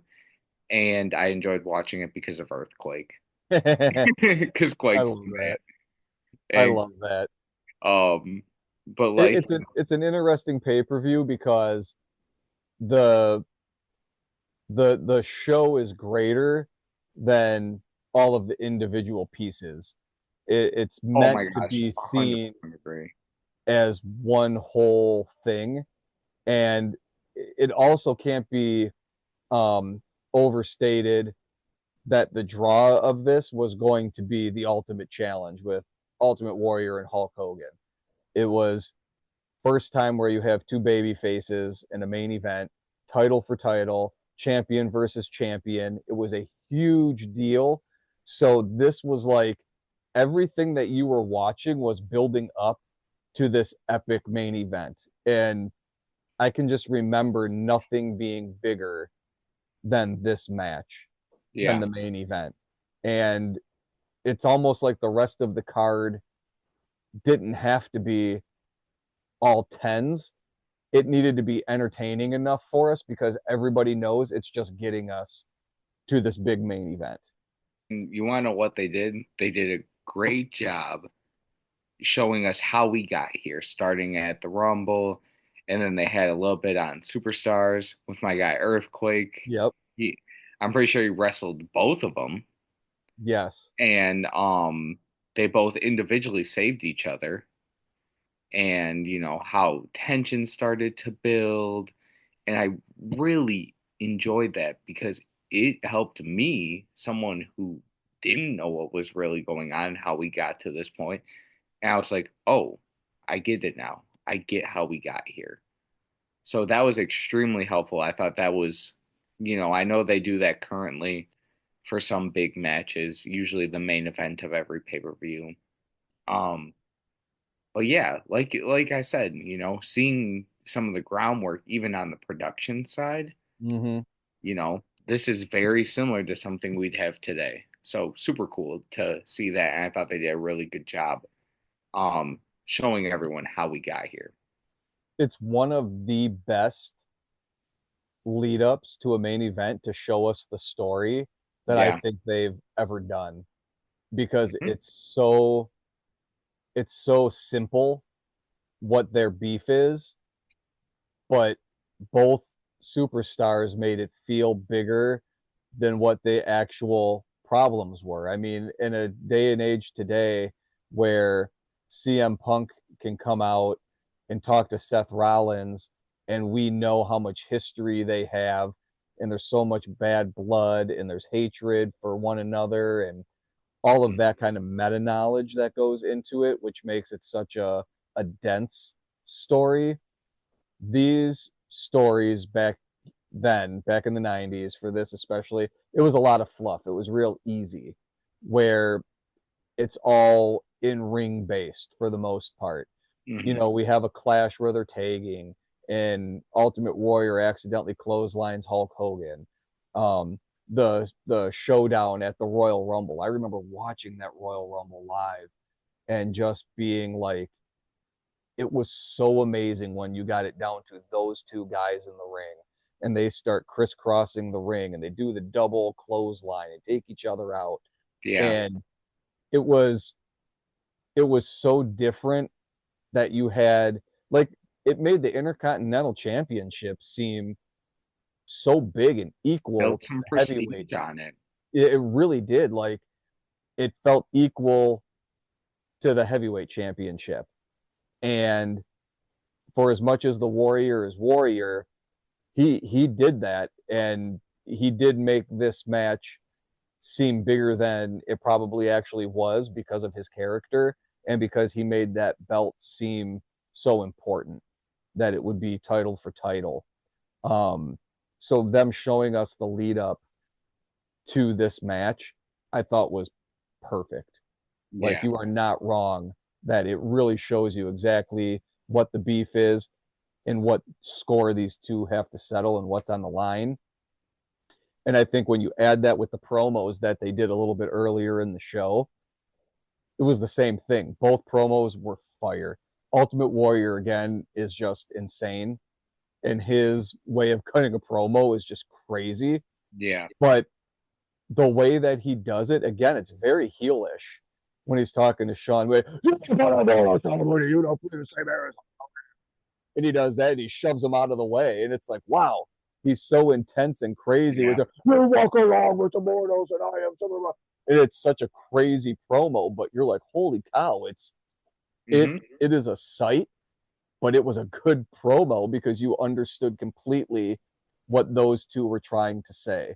Hogan is saying that the Ultimate Warrior, he's got all of his little warriors out there, but Hulkamania can save all of them because the Warrior's got this dark path that he seems like he's going down. But we can take Hulkamania is big enough for everybody. We can take those warriors. We can be together as one, but you shouldn't Yeah. have that darkness. And then Ultimate Warrior on the flip side says that it's not darkness. That's not the path that he walks. He just has a power greater than everything else. And it's the most powerful force in the galaxy. It's not Hulkamania, but the Warriors, all the Hulkamaniacs can come over and they can be part of this and they can feel that power. And it's not a bad thing. It's a good thing. And Hogan, this is the best part about Hogan because Hogan has to put over Warrior. So he says in his promo, so awesome. He kind of reveals the end.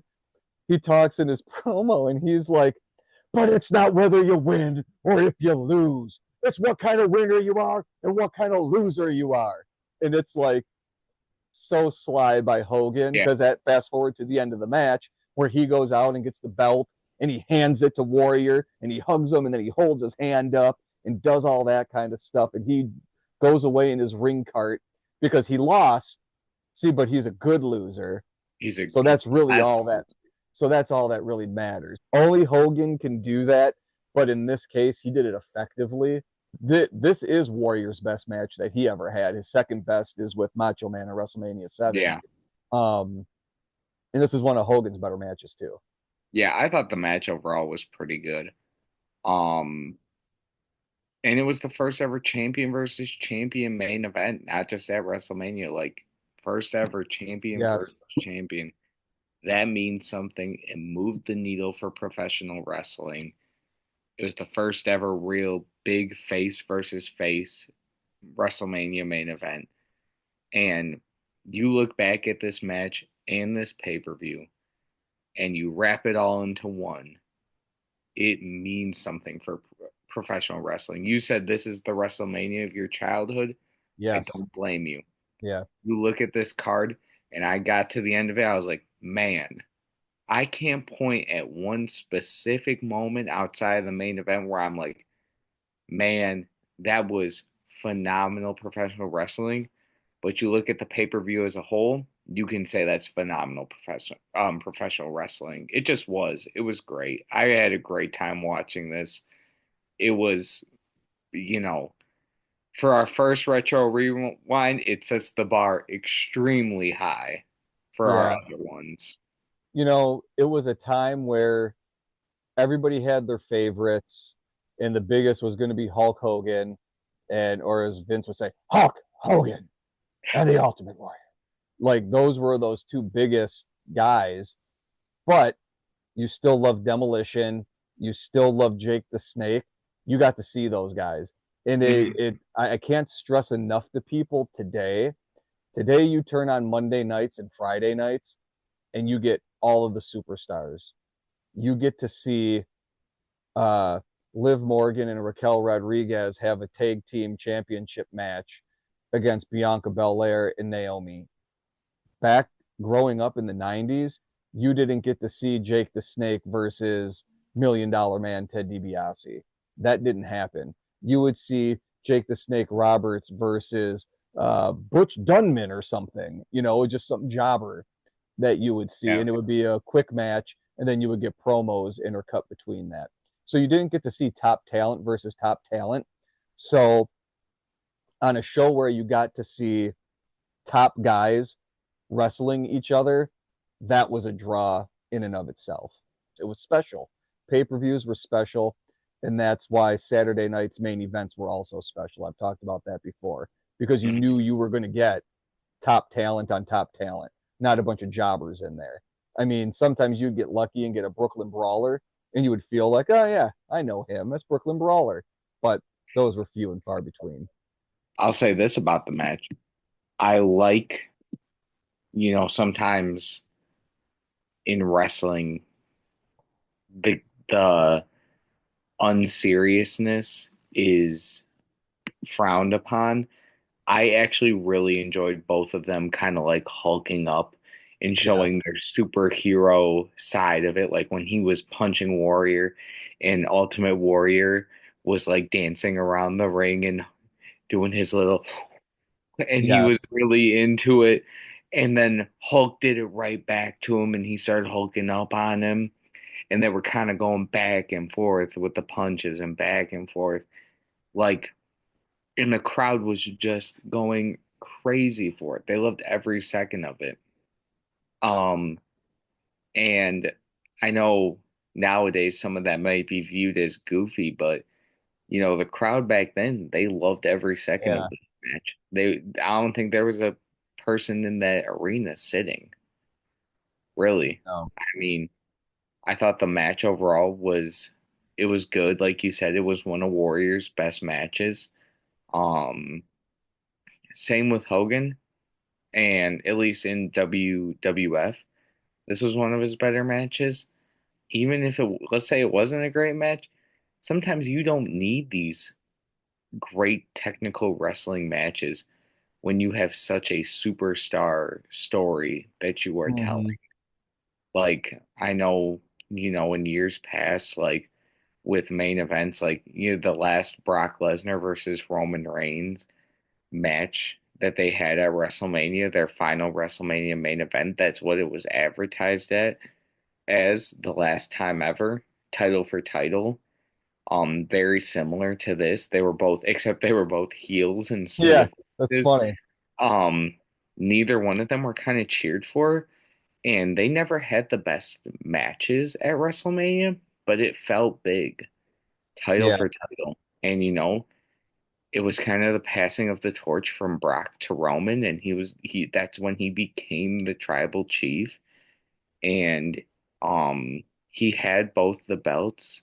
He had Paul Heyman, and that's kind of what this felt like. Even if you don't, there's people that won't view this as a great match, um, because they see the stuff that's out now, and they're like, how could you Mhm. view this as a good match when they're giving each other bear hugs and stuff like that? Sometimes the storyline is more important, and it was the passing of the torch.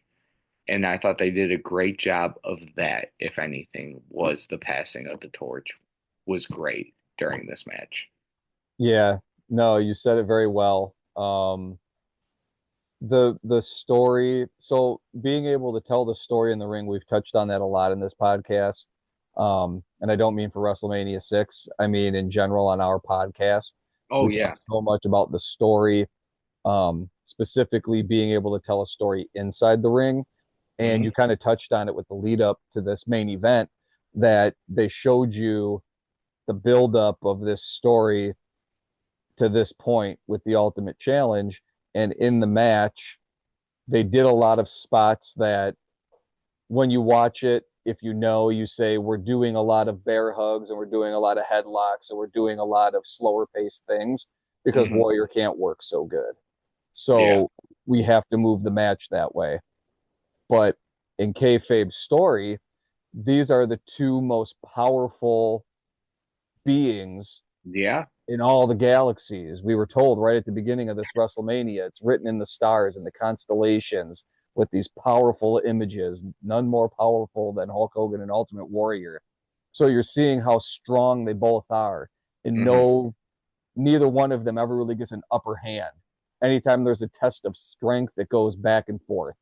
Um, we have the classic referee gets knocked out spot. They Yep, each they I like each go that. through a cover with the referee is out of position. Um, Hogan gets his cover. He's 1, 2, 3. He's trying to get it. The crowd is behind him. They're thinking the same thing. Oh my God, the referee needs to get over here because they can kind of feel it that this thing is pretty close between these two. Hmm. You have Hulk do his hulking up moment, which normally in this era of wrestling, as soon as Hulk Hogan does the thing where he does the no and he points the big finger at you, you know what's coming. The big kick and the big leg drop is coming up. So Yeah. in this one, when you have that build up to what you're expecting, and then he goes to drop that big leg, and Ultimate Warrior moves out of the way, and then Warrior hits his big gorilla press and the big splash. It it's crazy, especially when you're a kid, because you've been trained that Hulk Hogan doesn't lose in big spots. When Hmm. Hulk Hogan hulks up, you're not going to be able to beat him. And they changed all of that with this. They Yeah. surprised everybody. Half of the crowd loved it, half of the crowd didn't. But I think everybody cheered at the end because it was a great match and it was a great story. They did their job effectively on this pay per view. And I think that's why, as a whole, it is super entertaining. And I urge everybody to go out, watch WrestleMania 6, and see for yourself. Let us know if you think we're way off base here and that Yeah, maybe there we is no are. fun to be had here. But I think there's a lot of fun to be had here. It's fun to see where wrestling came from to where we are today. And you get to see some of the biggest superstars of this era. Yep, Coco Beware. It's all about the bird. It's all about the bird and the selling. No, Yep. man, I had a great time watching this. This is a series I think we're gonna go back to multiple times. At least Yeah. once a month we'll have to. Guys, comment down below what you guys think. Should we make Brian watch The Miz versus Damian Priest in a zombie match, or should we Could be make good. could I don't we make know. him watch Hornswoggle versus El Torito in WLC? Which one would you guys rather see us talk about? I mean, they're kind of comedy matches, but they're the type of matches that remind me of this almost. And it's just, that's the type of stuff I really do enjoy when wrestling is not super serious. Or who knows, maybe we can watch something that's just awful, like Great Balls of Fire 2019. Bet you didn't know there was a pay-per-view called Great Balls of Fire. Yep, Th- this is a WWE pay per view. a WWE pay-per-view. Braun Strowman versus Samoa Joe versus Brock Lesnar is the main event. Okay, Yeah. well, that match sounds like it could be decent. Yeah, that's about it. People started leaving the arena early. Just the fact that they have a pay per view called Great Balls of Fire. Who's booking this stuff? Like, what other matches were on that card? Give me another one. Just give me Oh another random gosh. match that's on that card. Oh my gosh. Yes, I love this. Okay, you ready for this? This Go. is why I'm thinking Braun Strowman. This is oh my gosh. Here's your match card. The main event is Brock Lesnar versus Samoa Joe. Okay. People started leaving um at the Roman Reigns versus Braun Strowman in an ambulance match. Okay. Then you had Alexa Bliss versus Sasha Banks. Hey, that had to be good though. Yeah, I'm sure it was. You had Cesaro and Sheamus versus the Hardy Boys. You got the Hardy Boys. And then you have Wait, who were the Wait, did you say Hornswoggle? no, that is WLC Oh Extreme. God, I thought you said the Hardy Boys against Hornswoggle and Sylvie, and I was like, wait a minute, this could be fun. And then you've got Hornswoggle's awesome though. I like me some Hornswoggle. And then you have The Miz versus Dean Ambrose in an Intercontinental Championship match, Oh, and Enzo Amore versus Big Cass. Do you Big have any? Cass. Oh man, don't know about SAWFT? Is Big Cass, is that like a, gimmick like Mama Cass? Are they like an old rock group? No, he's just a really tall guy. And then you have Neville versus Akira Tozawa in a Cruiserweight Championship kickoff match. Oh What do you boy. know about a good kickoff show match, Brian? Back in the day, we Oh, used to have a kickoff show on the pre-show. I think we should bring it back. I really do. they used to do Sunday Night Heat in the Attitude Era, and they would Mm, have that be like kind of a lead in to whatever the pay-per-views were on Sunday night, because we used to do pay-per-views on Sunday night. yeah, no, I mean, my like 2017 to 2020, just those were the dark ages of wrestling. When John kind of left and like you had your Brock Lesnar's, Braun Strowman's, Samoa Joe's, Roman Reigns, all kind of taking up that main event scene, it got tough.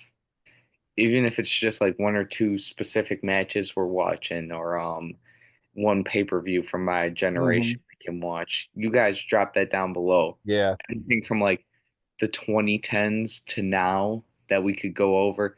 Maybe not like maybe 2010s to pandemic era, because I'd say me and Brian kind of got back in at yeah, that 2021, 2022 kind of time period a little after that.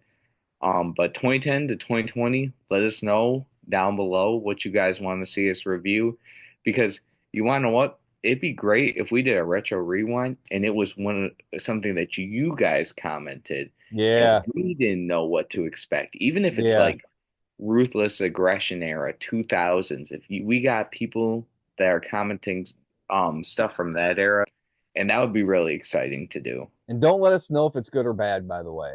I, No, I don't want to know if it's so bad it's funny to watch. Like, I want, if you guys got a recommendation, just give the recommendation, but don't spoil the goodness or badness of yes, the pay-per-view, because let I us would be love to shocked. be surprised, because it'll be interesting to hear me love this WrestleMania 6, but see how I'm going to feel about some other stuff. I can usually find a gem in the worst of these events, honestly, because Yes, me too. there's always going to be a nugget that you can pick out, and this one had a lot of good nuggets that you can get. Things to look forward to, guys. The TikTok has been up and running. We've been getting stuff out on there. Um, look forward to the list videos. It's coming, Mhm. guys. You just made the list. It's Yeah, coming. you just made the list. Yeah, it's coming. Um, that's going to be something me and Brian sit down and film. But before that, the next thing you guys can look forward to is a Elimination Chamber review. And Hmm. hopefully we are not as shocked as when we did our Royal Rumble review, but there's a chance we could be, guys. There's a lot of stuff in the air going into Saturday, so we are both very excited for it. Yeah, If you haven't, go check out our Final Boss podcast where we talk about The Rock coming out on SmackDown and Seth and Cody talking about it on Monday. I mean, we kind of break down all the different situations for yeah. The Rock's offer to Cody. Do you know what we needed for that? We needed a pegboard with pictures and yarn connecting My gosh, everybody going to the final boss. we need that every time we try to book something because I feel Yes, like we are all over the place, but it's all yes, making like a little bit of sense. And if we just had it all coming back to one spot, but yeah, that's WrestleMania season, guys. We can sit here and talk about yeah. booking forever. I mean, that's just what we enjoy doing here. Yeah, do you got anything else for him, Brian? Yeah, everybody, if you're interested in the Realm Paranormal podcast, this Friday, that'll be February 28th at 6 p.m. Central Standard Time.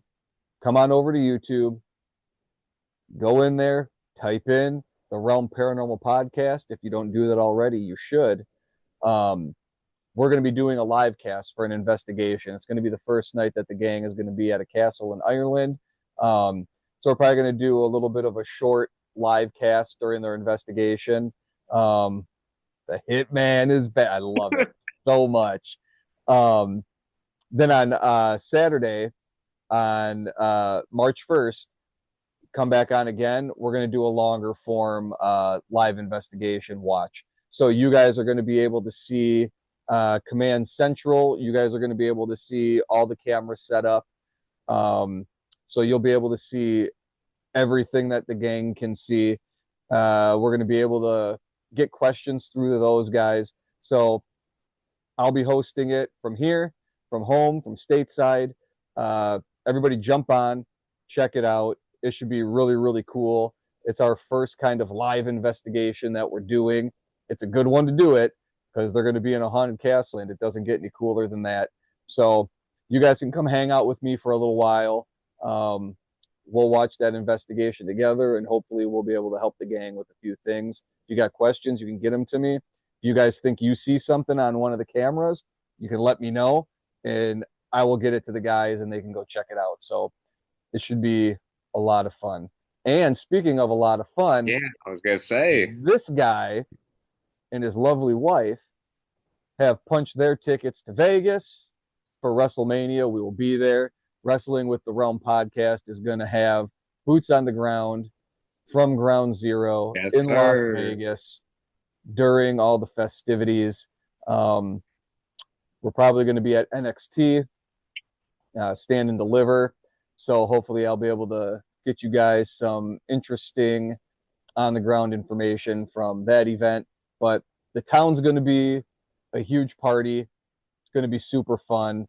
And hopefully I'll be able to get some stuff to you guys from Las Vegas. Maybe give you guys a little feel of what's going on in the city that never sleeps, my beloved Las Vegas. Brian punched his ticket to WrestleMania and he didn't even have to throw me over the top rope, y'all. Like he just got there. And I didn't get put into the elimination chamber by the final boss. I mean, just making dues in the industry, so I just get to be in it. No, he had to cash in his favor from Paul Heyman to get there. That's how he got there. Boy, he just cashed in the favor. Man, I don't know. I think somebody down at WWE got a hold of the Blackjack Vegas Primetime Press saga, and they called me up and they were like, "Hey, we need you down here." I was like, "What do you need me down here for?" They were like, "Hey, remember I Show Speed? Remember what happened to him? We don't want anything like that to happen to you." Okay, yeah, never fall for that. If Triple H says he wants you to come hang out and he's going to put you in a spot, don't do it. No, because you are going to get run by through. Braun Breaker. Yeah, don't do that. Trip, I'll pass. I'll just be hanging out. All right, man. I'm the Hitman, Willie Yunker. That's my guy. That's my guy, Brian, over there. We're wrestling with the Realm. We had a lot of fun hanging with you guys today. We'll catch you guys next time. Peace. Peace.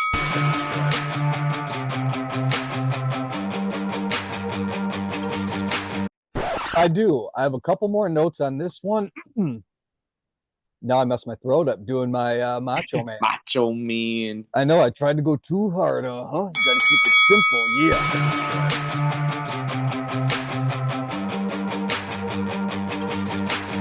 I'll go back. Hold on a second. You're good. I like my note. Jesse puts on a clinic.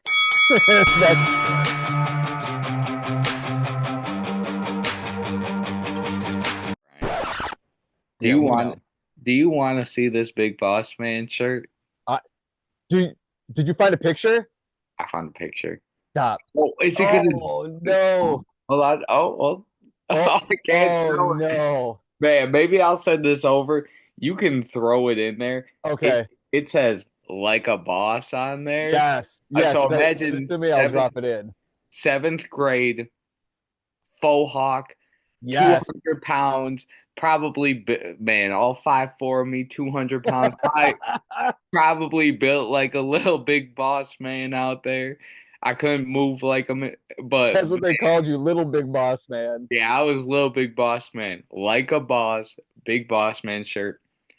Awesome. And I just threw this thing in my cart.